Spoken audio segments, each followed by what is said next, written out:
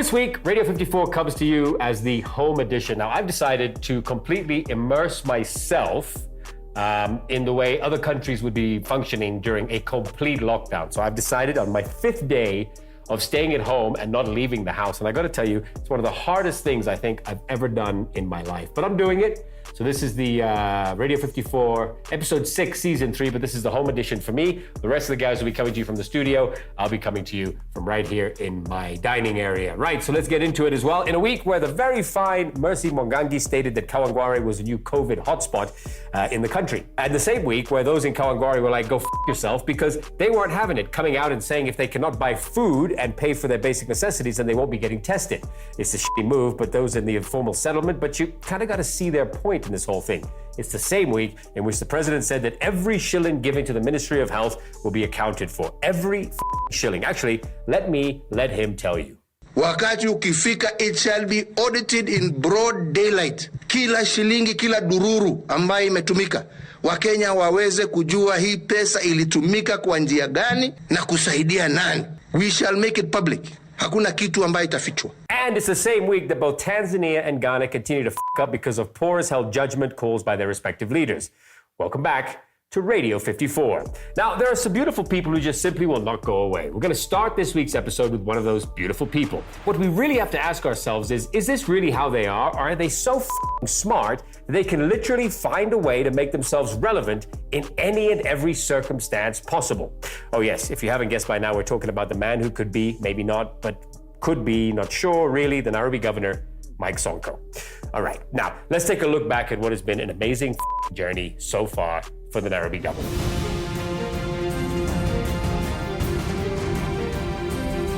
Mike Sonko rose to national political prominence when he was elected as a member of parliament for Makadara constituency in Kenya at the age of just 35 years old. The September 20th, 2010 by-election was occasioned by a successful petition by Reuben Ndolo. After the inauguration of the new constitution of Kenya in 2010 and the creation of the county governments, Sonko announced his intention to run for senator of Nairobi County. He became the first senator of Nairobi after it was announced that with 888,705 votes, he beat his closest competitor, Margaret Wanjiru, of the Orange Democratic Movement, who had garnered 525,822 votes in the Nairobi senatorial election of 2013. Unlike his time in parliament, where he gained notoriety for flaunting house rules, including incidences of inappropriate dressing, the senator mostly dressed in official attire, changed the way he looked and the way he functioned. Maybe, just maybe, he was on his way to bigger and better things. During his time in the Senate, he formed the Sonko Rescue Team. I actually saw these guys working in town today, sanitizing the streets of Nairobi, by the way. An officially registered non-governmental organization that provided government-like services to residents of the Nairobi slums. The then governor of Nairobi County, Dr. Evans Kidero, opposed the activities of the group, citing conflict of interest with the county government's operations. The senator acquisitioned and donated the vehicles to the county government after several weeks of tense public exchanges. In December 2019, the Director of Public Prosecutions in Kenya, this son of a issued an arrest warrant against Governor Sonko for various corruption charges during his tenure as governor. He was arrested in Voi amidst these wonderful sights and this one incredible sound. After his arrest, he was detained at Committee Maximum Security Prison for a few days and was released on December 11, 2019 by Anti-Corruption Court for a bond of 30 million shillings or a surety of the same amount or a cash bail of 15 million. As a condition for the release, he was barred from accessing office of Nairobi County Governor until the case was determined.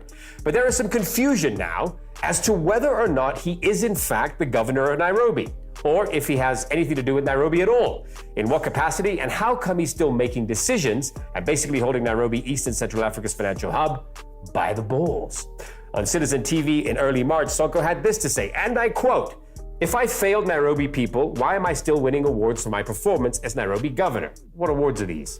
I actually decided to Google what awards he's won. And well, me, he has won a shitload. Take a look at this.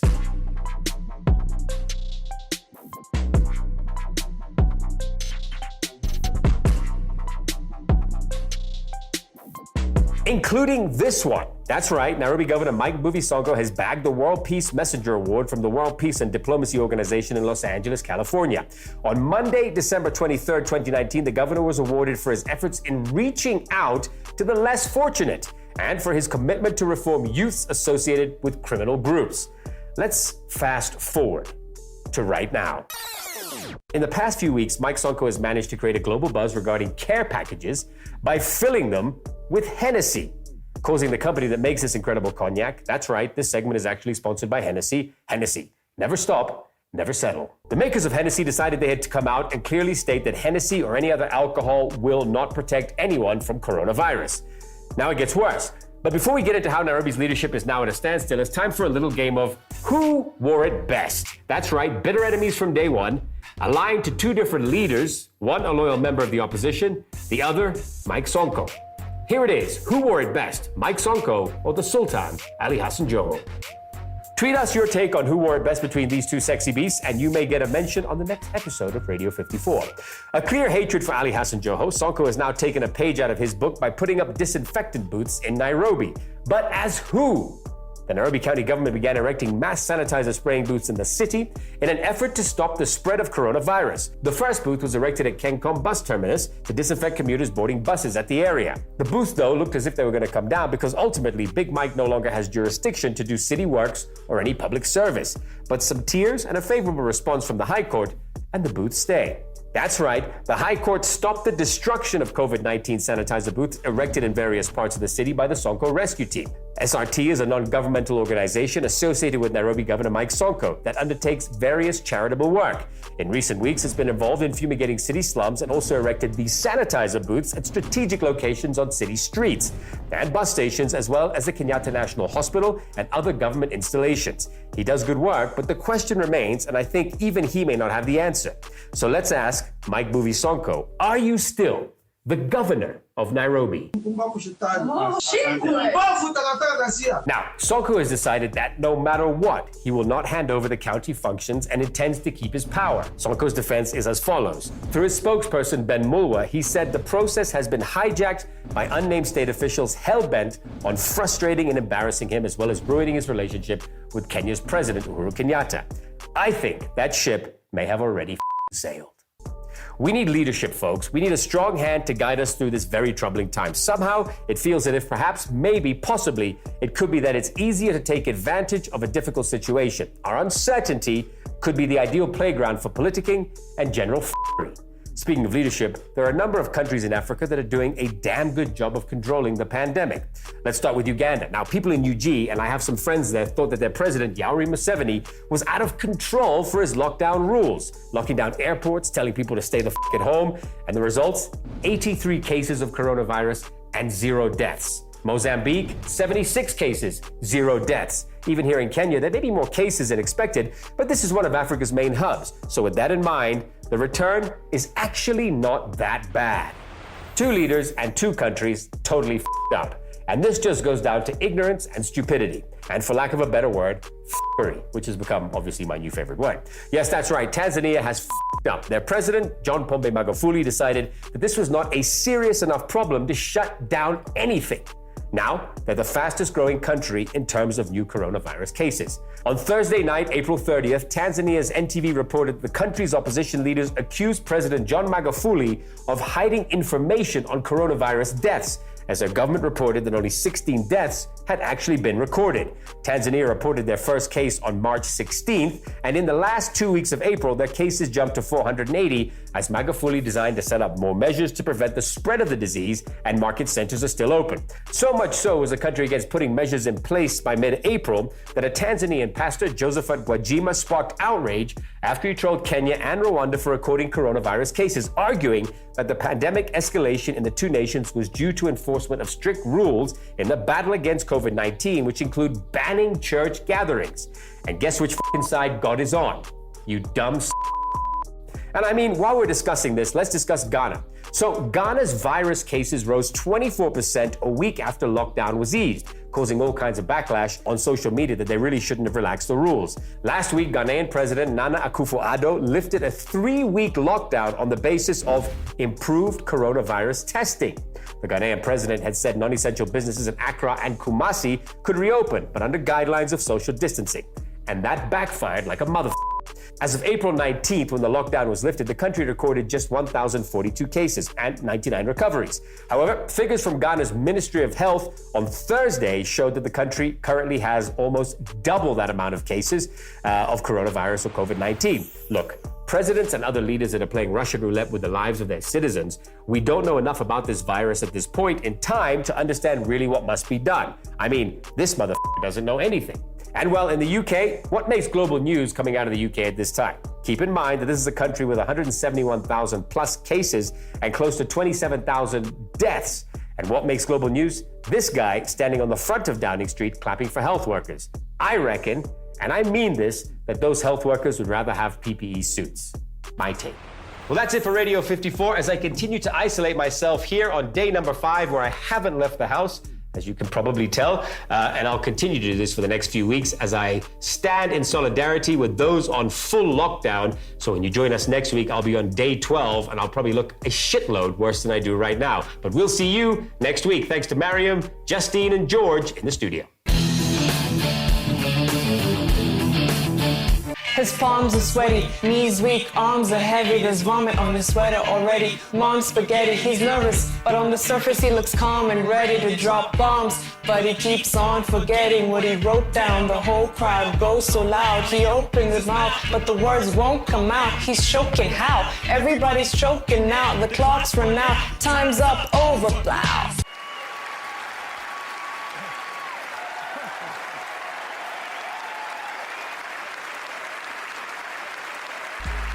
Ladies and gentlemen, please feel free to call me Marsha Mathers because my inner Eminem just jumped out. But more importantly, that song has me thinking of Mom's Spaghetti, which makes me hungry, but also happy because Slim Shady literally donated Mom's Spaghetti to healthcare workers in his hometown of Detroit this past week as a thank you for being in the front line against coronavirus. Now, we've seen some pretty mediocre attempts to thank healthcare workers for their efforts, like Priyanka Chopra's awkward clap,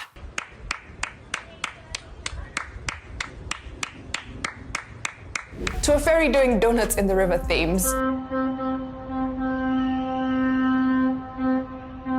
to bouquets of flowers from President Kenyatta to UK health workers while ignoring our very own doctors and nurses. So if you ask me, a bowl of Mom's Spaghetti is one of the more thoughtful and on-brand ways of giving back. And Eminem is an absolute gem for this idea. I am not afraid to stand. Let's see Priyanka Chopra beat that.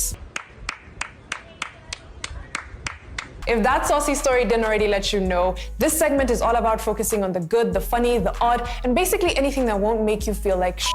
And in the spirit of giving you good news, I would like to share an African coronavirus success story. We've heard of Singapore, South Korea, and Germany's COVID handling techniques, but those countries have health budgets and resources that dwarf most of our continent. But Senegal is a prime example of doing the absolute most with the least. It has the highest COVID recovery rate in Africa and the 3rd highest in the entire world. How did a relatively small nation of 16 million people manage to pull this off? 2 things: previous experience in dealing with pandemics like Ebola, and genius cost-cutting measures like using 3D printers to produce ventilators, cutting their costs from $16,000 to just $60 a piece. There is no need for a highly equipped lab. It's a simple test that can be done anywhere. The idea is to rapidly produce 2 to 4 million kits, not just for us, but for African countries, so that we can detect and isolate patients quickly. Also, remember President Trump's suggestion on using malaria drugs to treat COVID? We know for many years malaria, it's incredible what it's done for malaria. He may not have been all wrong for once in his life. And in case you're feeling just a tiny bit jealous of the Senegalese and you're wondering when I'm going to give you similar good news about Kenya's handling of coronavirus, you may be waiting a while. Now, on the other hand, if you want stories about individual Kenyans kicking COVID ass, then meet Brian Degwa, a second-year IT student who has created a bot to curb misinformation and fake news on COVID-19. You simply ask the bot a question and it sources information from you from credited sources like the WHO, the CDC, and the Ministry of Health. And in true Gen Z/millennial fashion, he named his bot Rona. A few more Brians among us, and we might just kick this thing's ass. This last story might not sound like good news to some people, but no cap, I am super excited that the US Pentagon has finally confirmed the existence of UFOs. Yes, ma'am. The Pentagon declassified footage of what they call unexplained aerial phenomena that had previously been leaked but never acknowledged. Some of the footage was captured by Navy fighter pilots in 2004 and some as recently as 2015. There's a whole fleet of them. Look on the ASA. My gosh. They're all going against the wind. The wind's 120 knots from the west. Look at that thing, dude. Now, obviously, this does not confirm the existence of aliens, but the fact that the US is admitting they are unidentified flying objects means we're almost there. And in a year that started with World War III trending, locusts invading, and a pandemic, would aliens existing be that crazy? And would it even be a bad thing? Let me know in the comments if you believe in extraterrestrial life or if you're a boring conformist with no sense of adventure. I will now leave you with images of French dentists protesting being asked to return to work without proper protective equipment in the most French way possible by showing up to work butt naked.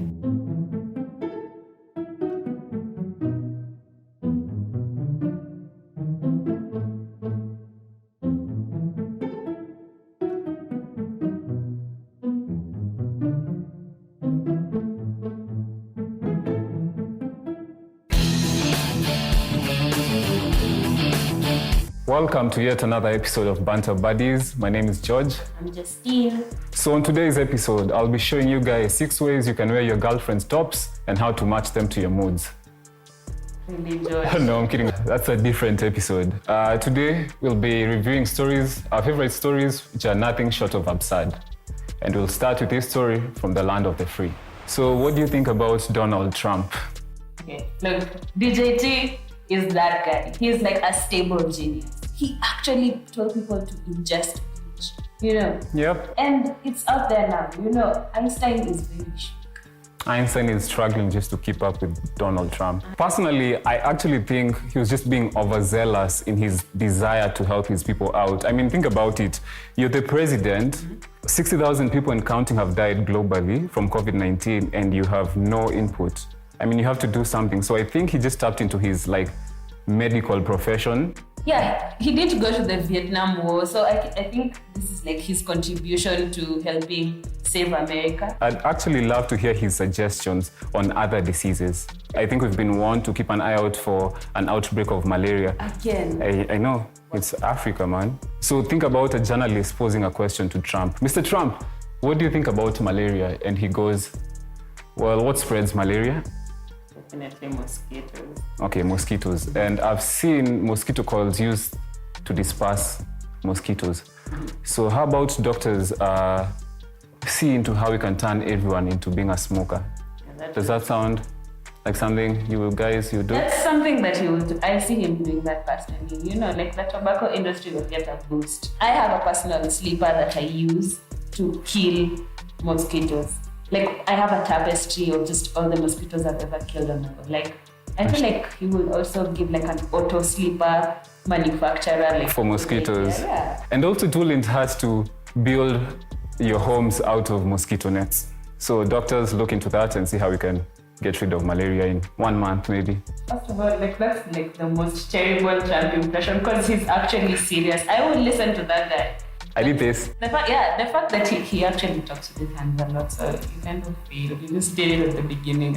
Yeah, I can't do a good Donald Trump. But he came back and said that his comments were sarcastic. This is my thing. He was very clear, maybe we should use UV, maybe people should drink bleach. Just do whatever. And then he told this reporter, to her face, I'm sorry, but I was being sarcastic and see if you reporters could pick up my sense of humor. So I'm very confused at this moment if, what do jokes look like in the age of COVID-19? It's so confusing. But also, I couldn't believe that Americans took his advice. Look, these guys voted for him. There's no way they were not going to take his advice. But it says on the bottle, don't for external use only. Leave these people alone. It kills 99% of germs. 0.9, yeah? Of germs, and viruses, and bacteria.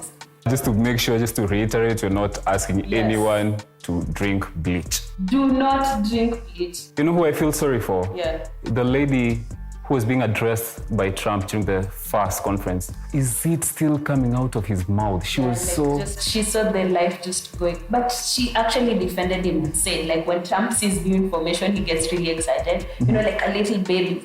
oh my God, this Yeah. is crazy. And then he like processes the information in front of everyone. I think that the lesson from this is before you talk, question some of your friends. You know, I don't think that would have come out if it took just some time to think. That's true. Yeah. This story I personally kind of was amazed at. President Uhuru Kenyatta sent 300 bouquets of flowers to UK healthcare workers. Like, it was a really nice gesture. Yeah, I thought it was a heartfelt gesture. But my question is, did our healthcare professionals get flowers too? This might come as a surprise to many people, but he actually sent some flowers to healthcare professionals here, but it was during the first weeks. And it was kind of weird because there were no PPEs. People were worried about bed capacity, and that was like the wrong time to do this, you know? It all has to do with priorities. Look at our healthcare professionals. Some have been stopped from going to work by GSU guys. Like, the police are very busy, you know, between like curfew moments with regular Kenyans and stopping the doctors from going to work, you know, like their hands are really full. Also, they don't have PPEs, not GSU. GSU have everything. You know that PPE they use everywhere. Yeah, but our doctors don't. And I also saw in Germany, they were going naked in the streets just to show how naked they feel without the protection from the PPEs. But aside from Germany, we're just looking at our people here. There was a story in Tana River where it was said that if you're forced to quarantine, you'll be forced to carry your own bedding and cater for your own food. Like, the government only provides sanitation, security, and the bed. Just tell me to stay home, because that's easy. You know, people have nosy neighbors. Just make sure that my neighbor is like, oh, did he cough today? Give us a call. Like, that would actually work. We're not gonna tell. We're not snitchers. Another story that I came across that was really sad was that lady in Busia who had like a 1-year-old baby, and they were lying on a carton box. You know, there are quarantine centers that actually do not have even the beds. Yes. Like, if they could actually look into helping quarantine facilities have the basic necessities to hold people, that would be great, other than sending flowers. And also, like, that restaurant. Oh, there's a story I just read actually today when I came here. I think that came out yesterday, that restaurant owners will be required to pay for mandatory testing for their staff. And that ranges from 2,000 to 4,000 Kenyan shillings.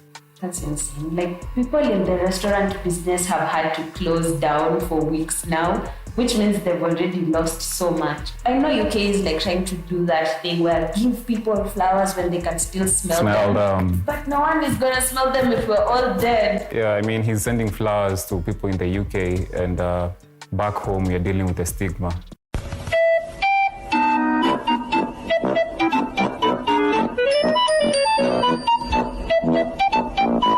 That's a botany joke. I hope you guys got it.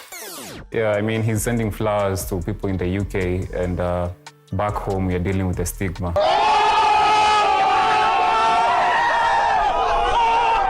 Our final story is from Tom Cotton, a US senator, who's making his second cameo on our show. Yes, he's like a star. You know, if Chinese students want to come here and study Shakespeare and the Federalist Papers, that's what they need to learn from America. They don't need to learn quantum computing and artificial intelligence from America. So that's what Tom had to say about Chinese students in America, that they should limit them to studying things like literature and Shakespeare, but not artificial intelligence and quantum computing. Does he even know China is a center? Like, you know how they say Africa is the cradle of mankind? Yeah. That's the cradle of technology. Yeah, like those guys are so good. They manufacture every other thing that Americans use. Like, their capacity is insane. If you're going to worry about AI, worry that your iPhone will actually wake up one morning and actually choke you. Like, that's something that they should worry about. Everything comes from China. COVID too. What? No way. No, but he actually said Shakespeare, like Shakespeare is a noted American author. These people don't even know the people they're talking about. Where's Shakespeare from? I think he got a flower from UK. Anyway, final story. I have to do this announcement because Joel has testicles. The story is, if you have testicles, you are more vulnerable to coronavirus. So ladies, this is your time to shine. If you've had a period, if you've ever had to be paid less, if you ever had to like literally sit through mansplaining. They're literally using estrogen patches to help men who have COVID-19. Like recover from? Yes. Well, it seems it does take balls to get corona. So that's it from us. This has been Banter Buddies. My name is George. I'm Justine. See you next time, guys.